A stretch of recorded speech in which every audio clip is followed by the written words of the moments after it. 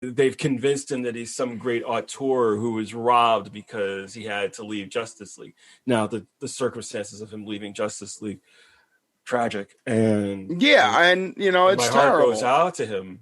As a father, I couldn't even imagine losing my daughter. In such a tragic way. But that said, I still don't like his work. Yeah, and I shouldn't have to tiptoe around the fact that I don't like his work. And that's the other thing. Also, is you hear it all the time. People saying, "Well, Superman's a boring character." There is nothing boring about Superman as a character. Yeah, it infuriates me. If you think Superman is boring, you lack imagination. Yep, 100%, 100%. Now let's talk about, Chris Carpenter came out this week talking about Joss Whedon, and then Michelle Trachtenberg came out and said that she wasn't even allowed to be alone in a room with him. There's been obvious support for her. Right. Someone on Twitter, I wish I could remember who it was, but said, if cancel culture exists, how come every year we have to cancel Joss? Yeah, with Joss, with Joss Whedon, which is kind of disappointing, really disappointing. Yeah, in a lot of ways. Performative wokeness, the least of it. Yeah. I mean, I never really completely bought into that because I personally, I have a heart like as much as I believe in full equality between the sexes and the genders. I would never refer to myself as a feminist because I don't feel like that's my word to use. So whenever I always am wary of somebody refers to themselves as a male feminist. Yeah. In any stretch of imagination. So I was always kind of cockeyed at Joss. Yeah. But then, I mean, the Charisma Carpenter stuff I had actually heard years ago. Yeah, also, I had heard buzz that he wasn't very good to her. Yeah, especially towards the end of her run on Angel. Yeah. The circumstances of her leaving the show when she got pregnant and everything. So I wasn't completely surprised that stuff came out, especially in wake of everything that Ray Fisher, the actor who played Cyborg in Justice League, had been saying about the reshoots. And I kind of feel like I owe Ray a little bit of an apology, although at the same time I kind of feel like he's milking it a little bit. Yeah, I can say that. I don't know either way, but I mean, I believe that that Whedon was a dick to him during the whole process. I don't know how far up the chain that extends, but he basically makes it sound like everybody at Warner Brothers was against him for some reason, and I don't know how true that is or how much it is. I mean, is it also that maybe because these people are so out of they don't know the properties that they have control of, that they don't realize how important a character Cyborg is and how huge a fan base Cyborg has as a character, because they don't know him because he's not Aquaman, the Flash, fucking Wonder Woman, Superman, or Batman. I think there was also when they did the New 52, there was a push, especially by Jeff Johns, to bring Cyborg more into the fore. Mm-hmm. And I think that had a lot to do with that. They made him a member of the Justice League as opposed to being part of the Teen Titans. Yeah. So, and then, he was on the Teen Titans cartoon. He has had a lot of exposure, especially over the last decade or so. Yeah. So yeah, the character is very important, especially.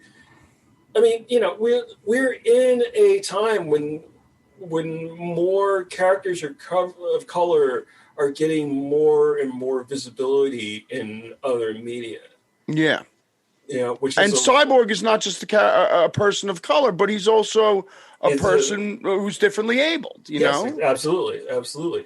So I think that had a lot to do with it. But getting back to Joss being a prick, and apparently just, but again, the whole Michelle Trachtenberg thing, that just makes me, that's just gross. That's, she was a kid. Like, I don't know what he did, but if you're not allowed, if the rule on set is you're not allowed to be in a room alone with somebody. I think that probably came down from her handlers who were like, she does not feel comfortable being alone with him, and it's not going to happen anymore. Yeah. I think is what, but, getting backed up by Sarah Michelle Gellar. Yeah, and Boreanaz. Which is, but the funny part about it is the only person who seems to be sticking up for Joss Whedon is, what's his name? The guy who played Xander. Really? Nicholas Brendan, who,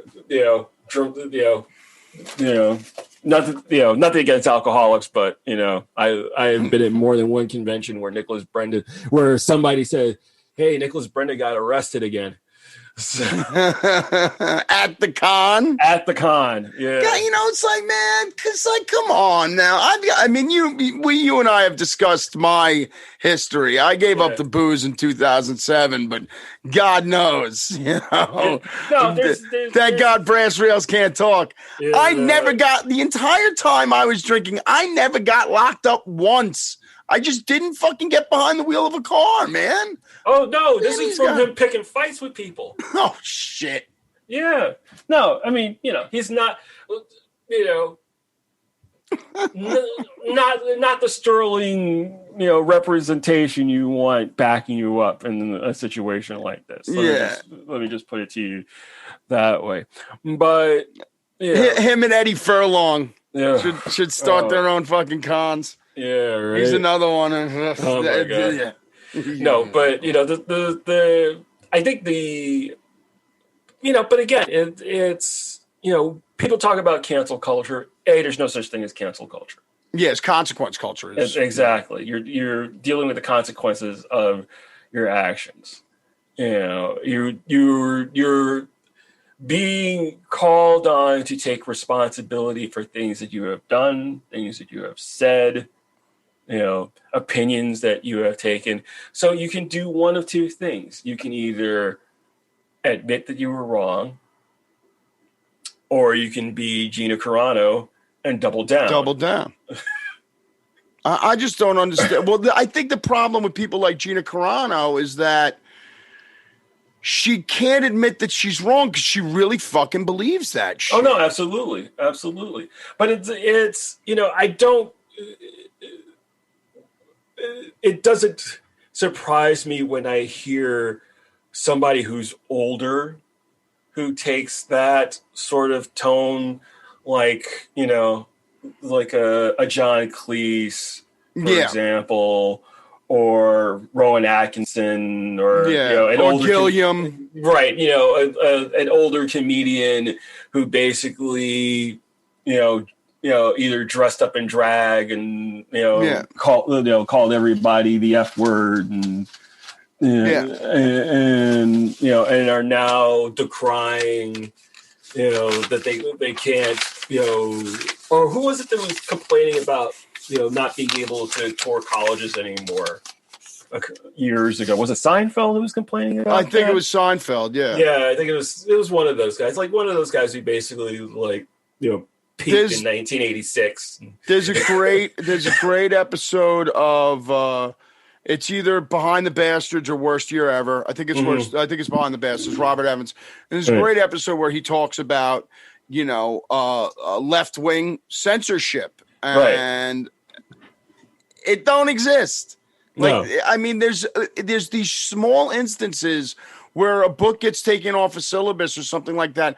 But compared to the amount of right-wing censorship there is in learning institutions, it's not even close. Right. It's not comparable.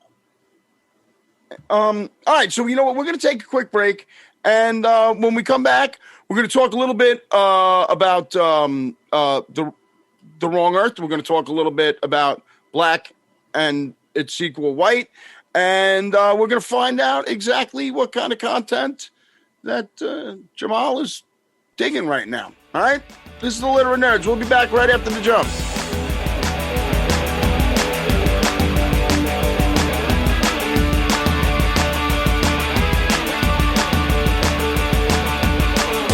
Nerds. Welcome back to the Literate Nerds. I'm Pat Kennedy. My ghost tonight.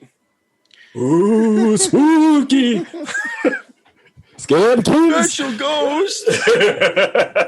It's Tim Conway. My guest tonight's Jamal Igle. And we're going to, for the Literate Revisit tonight, we're going to talk a little bit about the books that Jamal is currently working on, which include The Wrong Earth and Black and its sequel, White. And also, I wanted to talk a little bit about one of our mutual loves, the Legion of Superheroes, for any number of reasons. But I want to talk about what you'd love to do with the book, what and what your favorite things are with the book, and I want to talk about your incredible ability at character design, man. It's just really incredible. Thank you. And speaking of that, like the Wrong Earth, for instance, you're one of these comic book artists. I think that your style is distinctly your own. I see your stuff and I'm like, that's Jamal. But you also, in a lot of ways, really wear your influences on your sleeve. I mean, you can see Jerry Ordway's work is definitely there in your style, and I could see Dave Gibbons and sorry, I'm. Of course. No. That's okay. I completely get that.